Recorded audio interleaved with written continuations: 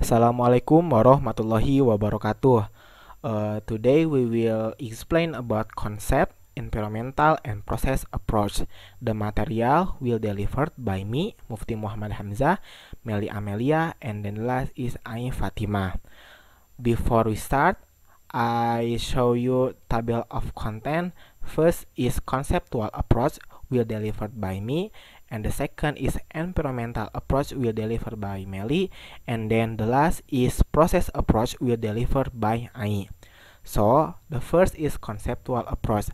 The definition is conceptual approach is choosing and defining content of a certain discipline to be thought through big ideas. There are four conceptual approach. First is concept attainment. The process of defining concept by finding the attributes that are essential and ignoring attributes that are not essential. It also involves learning to differentiate between example and non-example of concept. The second is concept formation. The important principle of this method is understanding are built, not acquired. It helps students think effectively, refine and expand student understanding to get the new information or new knowledge. And then third is inductive method. The definition of inductive method is form of reasoning from specific to general. Students use measurement, manipulators, or constructive activities and etc. to discover a relationship. Then the student or learner formulate a law or rule about the relationship based on their observation, experience, and conclusion. And then for the last is deductive method. The definition of deductive method is form of reasoning from general to specific, is inversely proportional with inductive method. In this method, the law is accepted and then applied to specific examples. The learners does not discover the law, but develop and applying their skill to get new specific concept. Uh, that's all from me, and then next will delivered by Meli. Hello everyone, my name is Meli Amelia, I'm from Group 8, and now I will tell you about the environmental approach. The environmental approach is a learning approach that increases the student involvement through the use of the environment as a learning resource.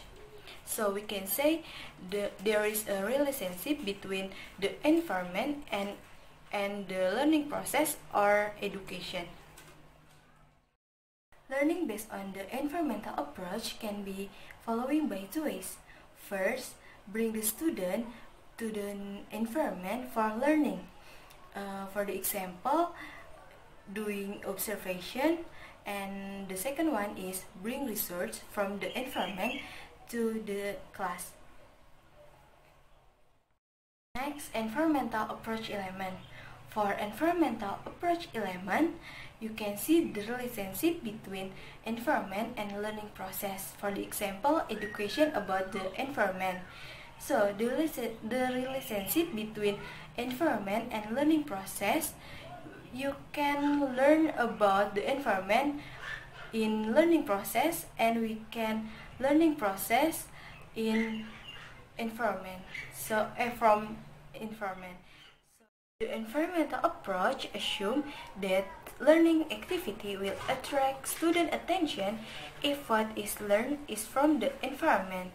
So the environmental approach has meaning and has relationship between student and their environment.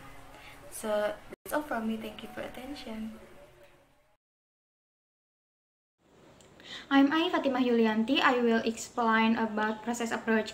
Process approach is learning approach that emphasize the learning process, activity, creativity of student in gaining knowledge, skill, value, attitude, and applying in daily life. The next is the purpose of process approach. The purpose of process approach is to develop basic skill in learning. And 9 point below are activities that can develop student skill, especially science student. The first is observation. Observation activities are observing object and natural phenomenon using the sense, smell, touch, taste, and hearing. The second is classifying. Students carry out classification activities such as classifying objects, living things, and phenomena. For example, students classifying animals and plants.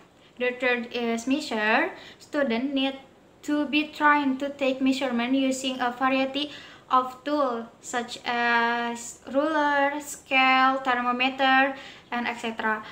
The next is find the relationship.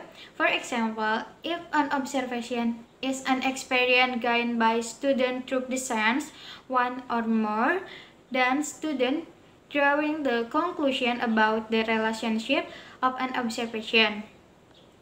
The next is recognize and make hypotheses. Students can make hypotheses or prediction based on an analysis of the result of observation for the future. The next is experiment. Student doing an experiment. The next is collect, process, and interpret data.